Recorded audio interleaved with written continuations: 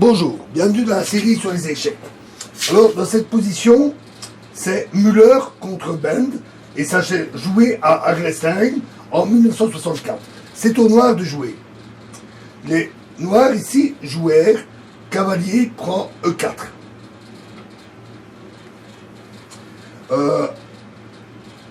Pardon.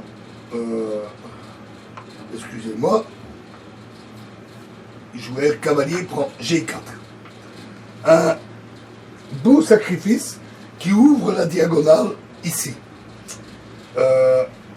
Après F prend G4, ce n'est pas la partie, mais cette variante, voyons ce qu'elle donne. F prend G4, alors cavalier prend E4, cavalier prend E4, dame prend D2, fou prend D2, tour prend B2, échec, roi B1,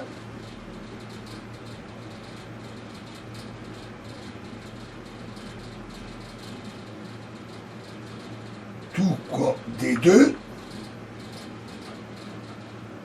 échec, roi B1, tour B2, échec, etc. Il massacre une bonne partie des pièces des blancs et les noirs gagnent facilement. Donc c'est le principe des échecs à la découverte que nous avons déjà examiné. Donc, remettons les choses à leur place.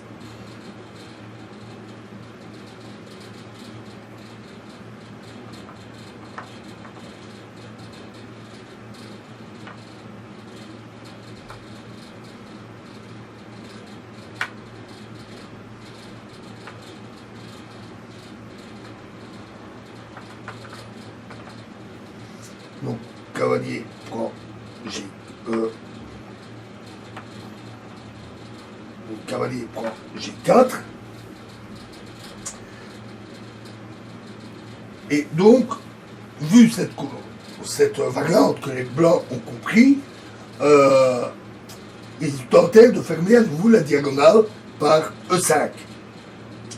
La suite fut alors cavalier prend E5, H5, fou F5, échec, roi A1, G5,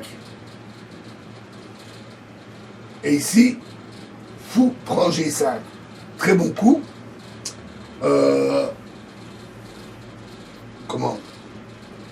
Pour tenter d'ouvrir les colonnes ici. Mais les noirs ont répliqué, cavalier prend D5. À nouveau, pour dégager la position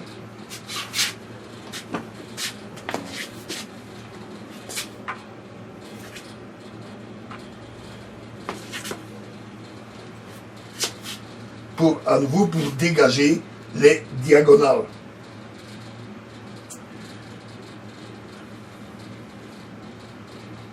Donc la diagonale à nouveau du fou G7 est maintenant ouverte, étant entendu que cavalier prend H5, pardon, cavalier prend H5, mais H prend G5 serait une grosse faute à cause de dame prend G5, avec une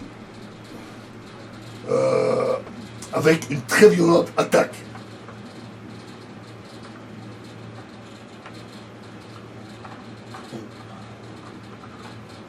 Maintenant, on a une attaque des deux fous noirs sur le roi.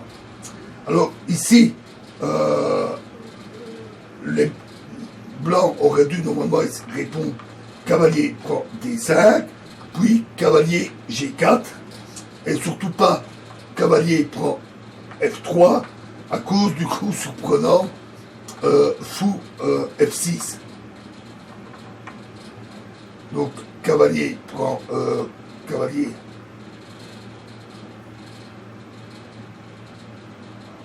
G4. Évidemment, si les blancs reprennent, c'est à nouveau eux qui, non seulement ça dégage la diagonale, mais en prenant le cavalier, ils boucheraient les colonnes. Donc fou D3, fou prend B2, échec, dame prend B2, tour prend B2, fou prend F5, échec, roi H8, roi prend B2 et H prend G5. Alors, etc., où les noirs ont une très forte position et un avantage matériel indéniable, et notamment plein de pions passés. Donc, revenons à la position initiale. Ici, les blancs ont joué autrement.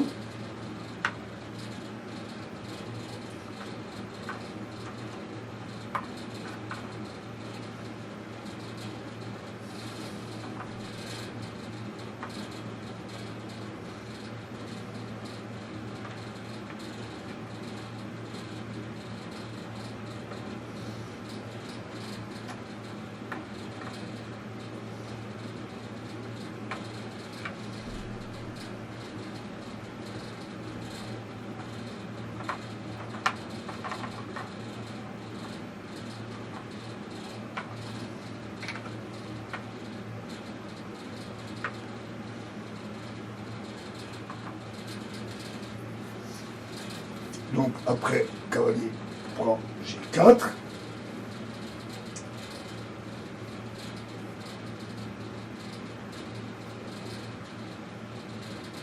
Donc E5, cavalier prend E5, H5, fou, F5, échec, roi A1, G5, fou prend G5, un très bon coup, cavalier prend D5, un autre très bon coup, et les noirs jouèrent fou F4, ce qui pratiquement équivaut à un abandon, parce qu'alors, dame prend C3, et évidemment, ici, ils ne peuvent pas prendre avec la dame, c'est évident, parce qu'alors, sinon, le fou reprend, le pion prend, etc. Attaque des cavaliers et direct sur le roi.